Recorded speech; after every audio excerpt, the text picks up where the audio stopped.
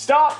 I hope I got your attention. If you are looking to sell, you need to listen to the list of things we're gonna go over on things you should not be doing before a showing. Ever. Before we get into that, let's intro who we are. I'm are Bobby Fahey. And I'm Michael McDougall. And if you are buying or selling and want to book an appointment with us, you can follow us at McDougall Team on Instagram. Send us a DM. And we'll get back to you. Yeah. Okay, easy as that. Let's go over some of the things. We've been in business for quite some time now. I'm sure we've both seen things on showings that we definitely tell our sellers not to do if they're listing their home. Do you want to start? Yes, I will. First one, always make sure you leave your house. You gots to go. Don't hang out in your garage. Don't hang out in a bedroom.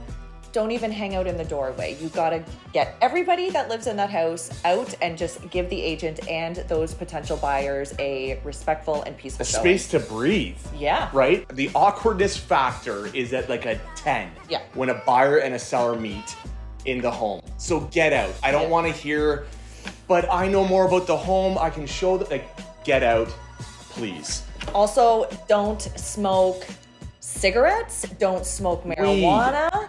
Don't smoke a cigar. No smoking. None.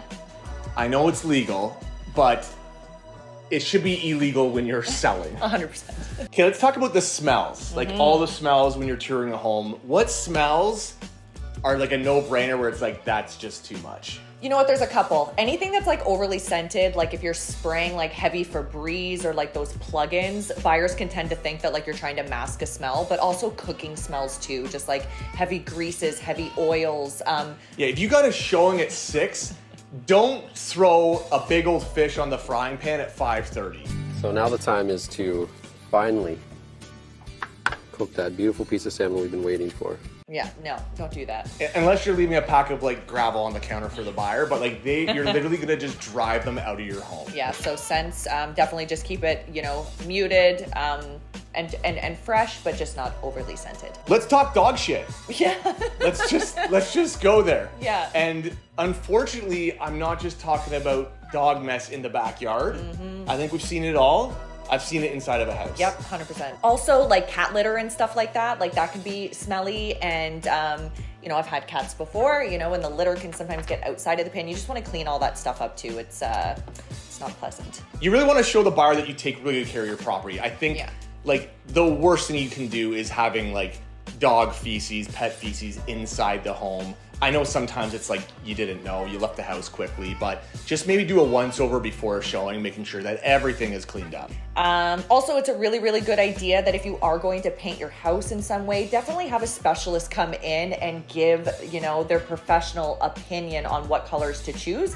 We've went into some listing appointments where the seller is like, oh, we just freshly painted, and it's like, oh, okay, like those were really bad color choices, and unfortunately you have to paint again.